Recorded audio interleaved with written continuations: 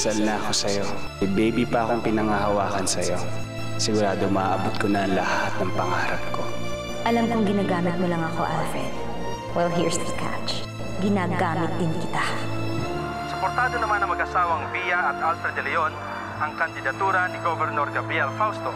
Si Alfred ang kinikilalang nagligtas kay Governor Gabriel Fausto. Dinasal si Via si Alfred. Ma'am! Nilokayo ko! Nilokayo ko! Miss. Ano problema, Miss? Iba ang napiling kandidato bilang mayor ng San Marcelino ng partido ko. Sino napili niyo? None other than my grandson-in-law, Alfred de Leon here. Tama bang narinig ko, Lolo? Si Alfred ang papatakbuhin mong mayor ng San Marcelino? You heard me right. But that's ridiculous!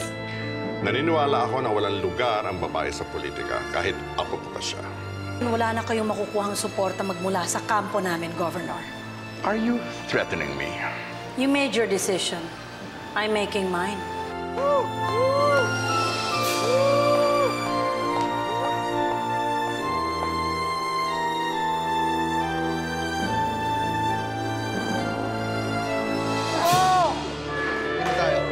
Dali na, pare. Ano tayo? Dali, shota ako. Ano ba? Shota mo? Tayo mo! Alam mo bang asawa ko yung shota mo, ha? Ay, may dala akong pansit dyan. Salamat na lang.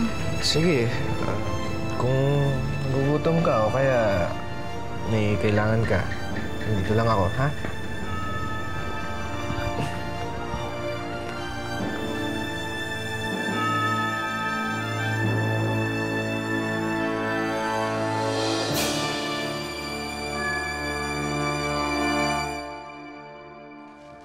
Diyan ka. Aray!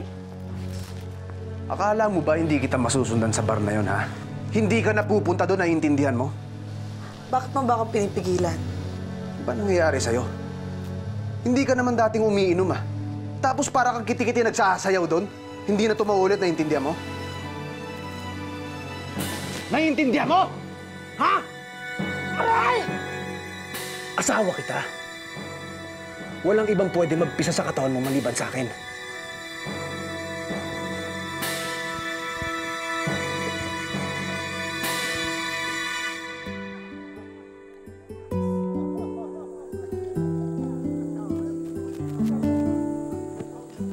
Oh, mabuti naman at lumabas ka na nang makalanghap ka naman ng sariwang hangin dito. Ang bait ni Sir Derek, no? Alam mo, kahit katulong lang kami dito, pamilya ang turing niya sa amin. Tsaka huwag ka matatakot kay Sir Derek. Sa ginagawa niyang kabaitan sa'yo, pamilya na rin ang tingin niya sa'yo. Alam mo, manganganak na ako. Sana nga babae eh. Nalaglagan dinadala niyang bata. Iha, huwag ka masyadong gumalaw. Magdudugo ang sugat ng iha. Iha, makinig ka sa iha. Iha, Ay, sandali lang ah. Ayusin ko lang to kasi bibigyan ko na ng inumin sila, sir. Sigurado ako nauuhaw na sila eh.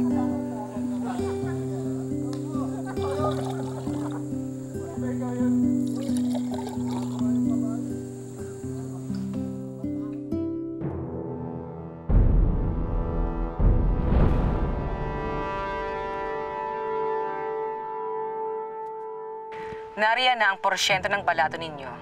Basta't siguraduhin nyo lang na ang manukong laman ng balota ninyo, ha? Huwag kayong mag-alala, madam. Kay Governor Dumagis lang po ang suporta namin. At sisiguraduhin namin mga lokal na opisyal ng COMELEC na hindi kayo maiisahan pagdating sa bilangan ng balota. Hindi ba, pare? Oo naman. Ano bang laban ng mga tao ni Governor Fausto? Minorya yun. Tayo ang may hawak ng mayorya sa COMELEC. Dahil nagkakalabuan na sina Governor Fausto at Evita, mas malaki ang chances mo para maging gobernador ng probinsyang ito. And once you're elected, mapapantayan ko na ang kapangyarihan ni Evita. Things are going well. Well.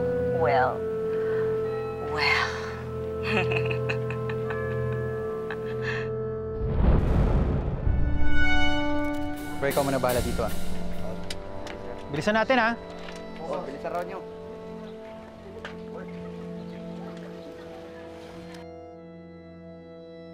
Mukhang may problema tayo, Insan, ah.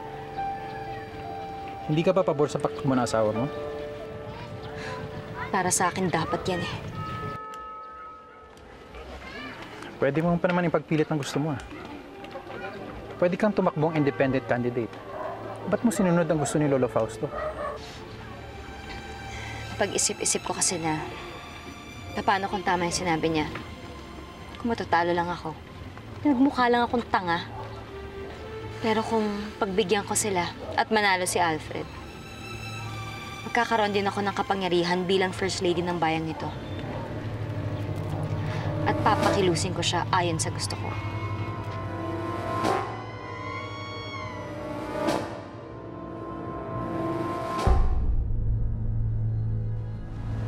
Lawrence.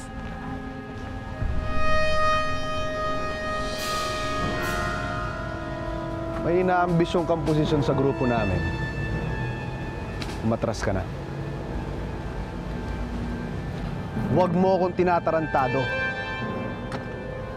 Hindi mo magugustuhan kung magalit ako sa'yo.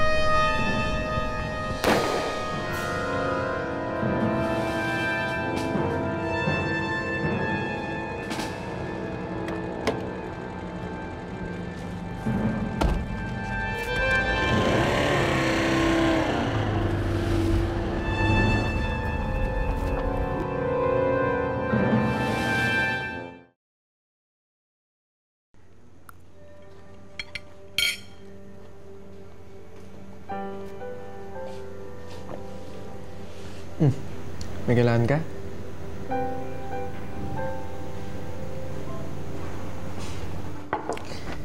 Halika. Upo ka muna. Kumain ka na ba? Hindi ba? O sige, halika. Saluhan mo ako. Ano gusto mo? Ito, may chicken, may menudo. Nagkakanin ka ba? Sige, ana. Ano yung plato mo? Ito kayo kakanin. Yan. Ano gusto mo? Ito? Ah, ito. Ah, ito na lang.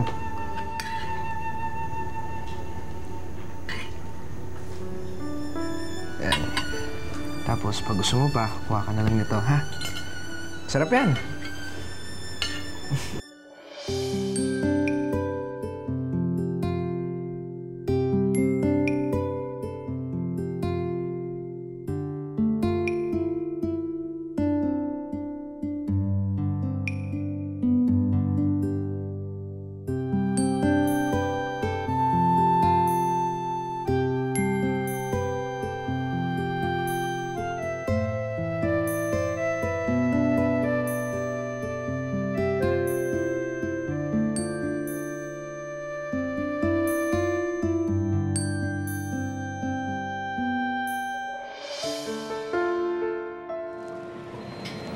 Ano mo maganda ito paminsan-minsan, makapag-unwind naman tayo.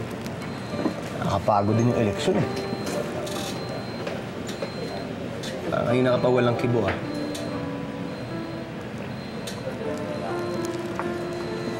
Parang pakiramdam ko parang ayaw mo akong kasama.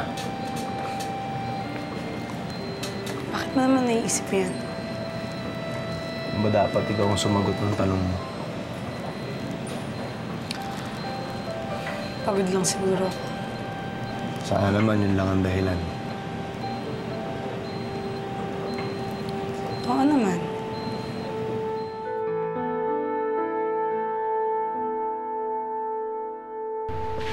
Naiwan dito si Mama para personal niya kasi kasuyin yung mga negosyo ng pamilya namin. At ngayon nandito na ako, siyempre tinutulungan ko na rin sila. Ikaw ba? Taga saan ka?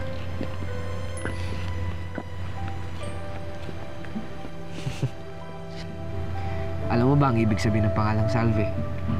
Ang ibig sabihin nun, niligtas. Tama-tama yung pangalan mo kasi nakaligtas ka sa mga taong nagtangka sa buhay mo. Mas mabuti kung hindi mo muna malaman ang tungkol sa kahayupan na Alfred at Via sa akin. Malaki yata ang naging epekto sa akin ng ginawang pagtatangka sa buhay ko. halos wala na ako masyadong matandaan. Pati yung mga taong gustong pumatay sa akin. Pero alam mo, Salve, traumatic yan nangyari sa'yo. Kaya mismo yung alaala mo na lumilimot para sa'yo. Derek, may gusto sana akong hilingin sa'yo. Okay lang. Basta ba kaya ko eh. Kasi, alam kong ang dami-dami ko ng utang sa'yo. Pero kasi hilingin ko sana na dito muna ako. Dito muna akong tumira. Kahit magtatrabaho ko sa'yo, kahit walang bayad. Basta, kailangan ko lang ng matitirhan, saka makakain. Yun lang ba? Welcome ka naman dito, Salve. Tsaka isa pa, hindi naman kita inobliga magtrabaho dito. Isa pa, Derek. Huwag mo sanang pagsasabi kahit kanino na dito ako nakikituloy. Oo, Salve, huwag kang mag-alala. Walang nakakaalam at makakaalam na nandito ka. Tsaka isa pa, sinabihan ko na lahat ng mga tauhan dito na huwag na magsalita tungkol sa bagay na to. Salamat.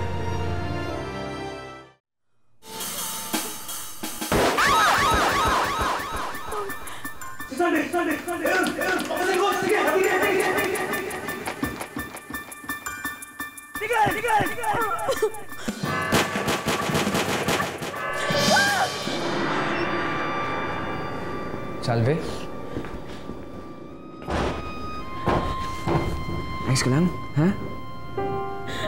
Ayos ka lang? Hindi kita sasaktan. Huwag kang mag-alala.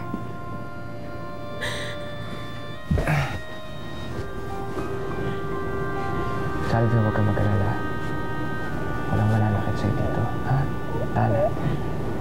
Tana, tana.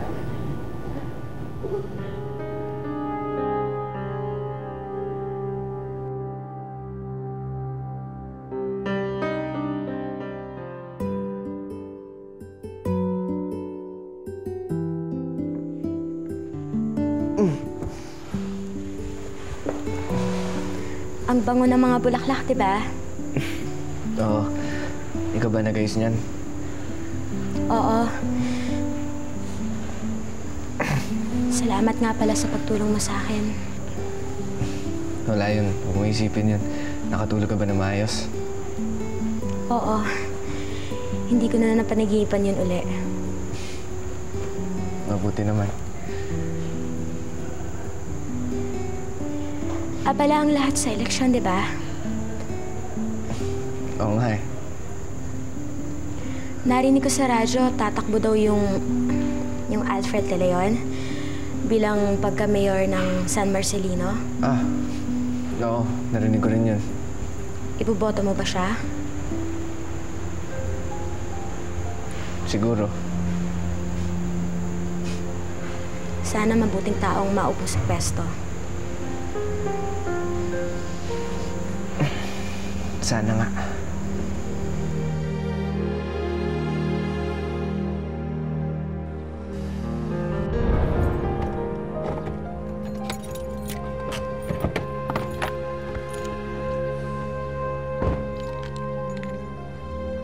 Pinapatawag mo raw ako. May papatrabaho si Vita? May request sana ako sa'yo eh. Sabihin mo. Patayin niyo si Melvin.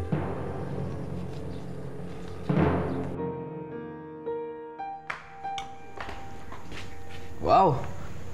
Mukhang masarap yan ah. Teka lang. Oh, bakit ikaw ang gumagawa niya? Nasa si Lanita? Ha? Sinabi ko na sa mga katulong ako nagagawa. Ha? Hindi, sige, sige. Sige, salamat.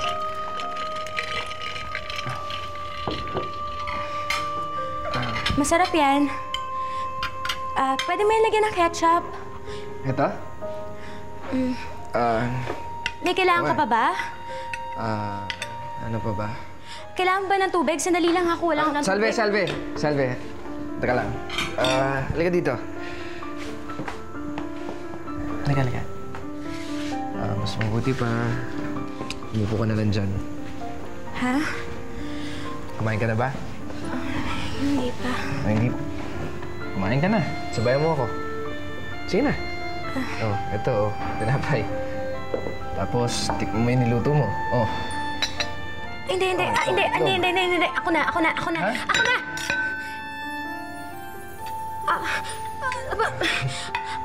Pasensya ka na, ha? Magagalit ka ba? Sasaktan mo ko? Ha? Bakit kita sasaktan? Ba't may nananakit ba sa'yo dati? Sandali lang, wala ako ng pamunas. Salve, sandali. Salve!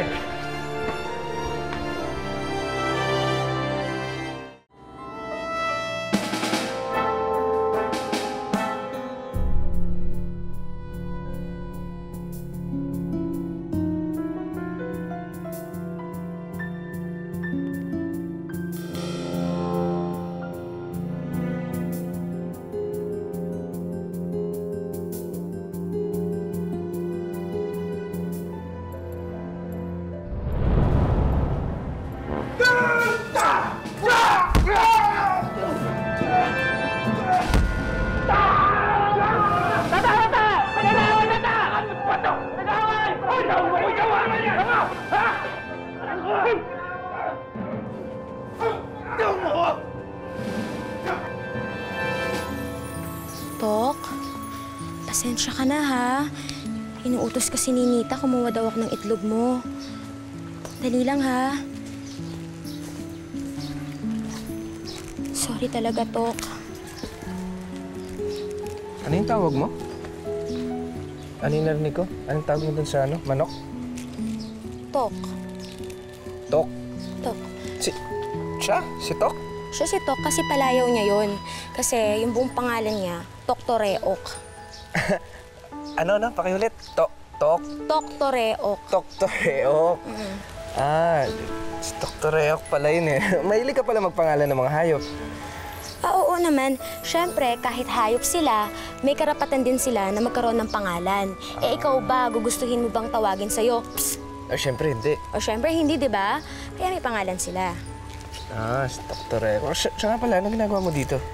Kasi iniutos sa akin ni Nita na kumuha daw ako ng mga itlog. Tulungan na kita. Hindi. Wag na. Nakakaya naman sa'yo eh. Hindi. Ako rin naman yung kakain nito eh. Di ba? Maganda pagkatapos natin dito, pagluto mo lang ako ng masarap na omelette. Omelette? Hindi mo alam yung omelette? Omelette, yun yung pinakain mo sa akin kanina. Omelette ang tawag. Yun ba ang tawag doon? Sige. Meron ba ba? Hindi, ayos na. Ito. Mandamihan mo na yung omelette para marami. Ayan, ayos na. Dahan-dahan ha. Bye-bye, Tok Toreok. Halika na. Anak ng weteng naman. Itutumban nyo na lang sa loob, hindi nyo pa nagawa. Sino ba mag-aakala matinik yung hayop na Melvin na yon? Gawan nyo ng para ng mga bata mo. Hindi pwedeng lumaya yung hayop na yon. Huwag kayong titigil hanggang hindi nyo siya napapatay.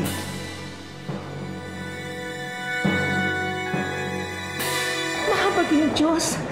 Bakit gusto ka niyang patayin? Ba't gusto kang patayin ng taong yun? Siguro may kinalaman dito ang totoong nagsamantala kay Julie, Nay. Paano ko napuruhan ka, anak? Naku, anak, anong gagawin natin? Ha? Nay, hindi na ako makakahantay na mapalaya pa. Anong binabalak mo?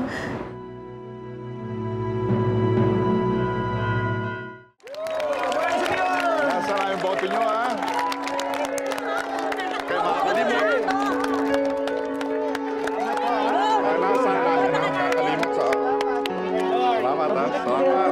Alfred, ikaw na babagin namin yung mayor sa bayang ito. Mga bata. Bayani ka ng bayan. Salamat po, salamat. Boto ka namin. Mabuhay si Mayor!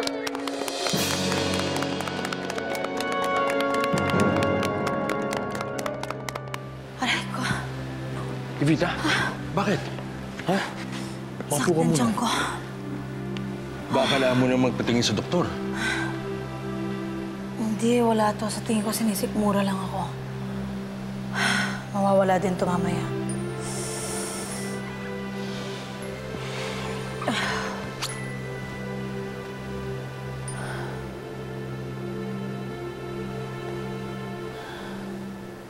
Bakit? Iniisip mo ba kung anong iniisip ni Governor Fausto at ng asawa ni Via? Siya ang tatakbo laban sa'yo. Sigurado naniniguro lang si Gov. Pero di hamak naman na mas tinatanggap ako ng mga tao kaysa sa apo niya. Pero ngayon si Alfred na makakalabang ko. Baka magbagong ihip na hangin. Don't worry, Django.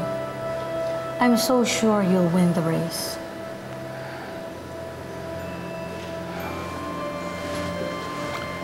Salamat, Evita, sa suporta yung pinapakita mo sa akin. Maraming salamat. Binabalik ko lang sa'yo ang loyalty mo sa akin.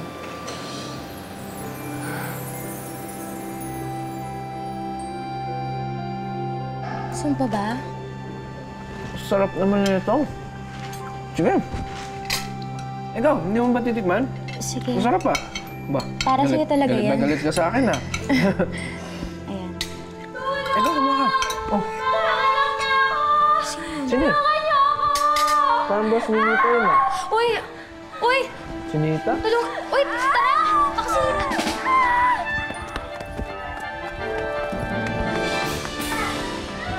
Oh, Nita, ano nangyari? Ano? Ha? Eh, kailangan natin siya dalhin sa ospital. Tumawag ng ambulansya! Hinabawan! Hindi kailangan mo kayanin, eh. Tumawag ka na, Derek! Ano? Nais ko pong ipakilala sa inyo ang punong taga-suporta ng inyong lingkod. My future wife, Miss Evita Perantes!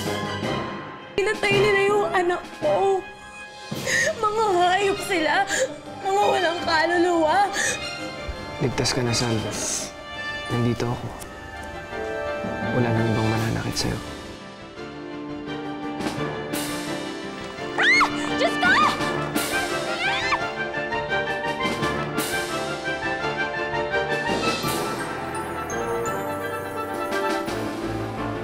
Diyos ko, miss! Sana bukas may babalik ko lang ang dati nating pag-ibig, ang init ng pananabik. Di sana ganito nang hihinayang sa'yo. Kung sana bukas mabawi ko ang lahat na dapat nasa akin lang, di na muling mag-asam. Sana'y makamtan kung sana bukas.